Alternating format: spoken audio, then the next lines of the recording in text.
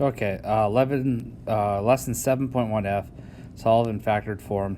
You don't quite know what it means to factor yet, but we'll get that in a little bit. In fact, you don't really need to yet. Just know that it is in factored form when you've got a set of parentheses that you're looking at.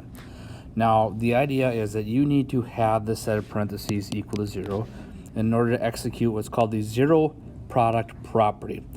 The idea is that if I have two numbers, and I know that the product of those two numbers is equal to 0, then either one number is 0 or the second number is 0.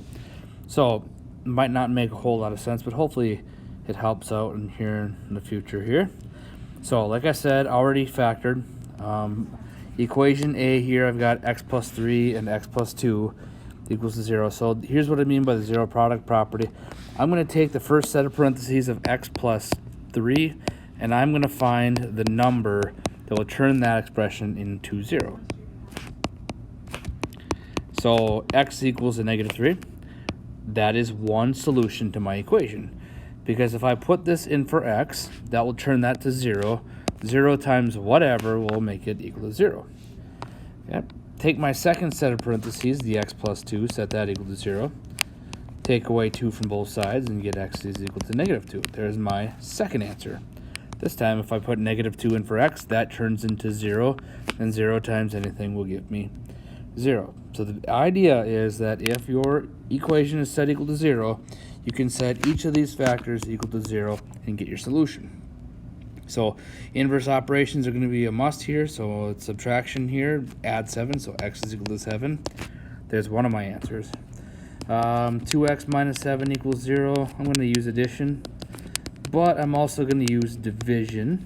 So x is equal to 3.5. Okay.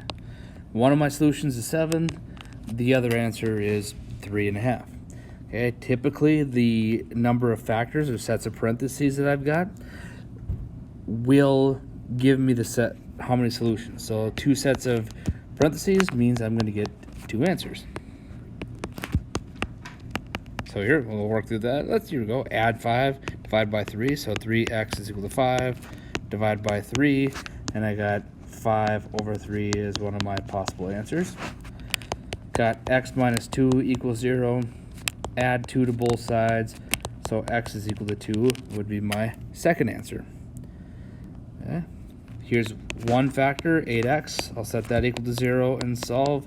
Divide by 8. 0 divided by 8, 0. Take 3x minus 2, set that equal to 0. Again, inverse operations. Add 2, divide by 3. So 3x, add the 2, divide by the 3, and get x is equal to 2/3. Again, one answer, 2 answers. Okay? It's pretty common that you end up getting 2 answers out of these. So solve this by factoring. Instead of using addition, this time I have an x plus 2 equals 0. I'm going to subtract 2.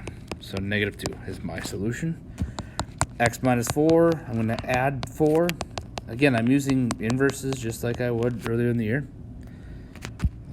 2x minus 4 equals 0, so I'm going to have to do 2 inverse operations. I'm going to add 4 first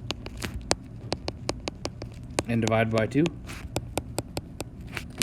And then x plus 6 is equal to 0, so subtract 6, x equals 6. The big thing here is the majority of these you're going to get 2 answers. Just take the sets of parentheses or take the factors and set them equal to 0 and solve for x.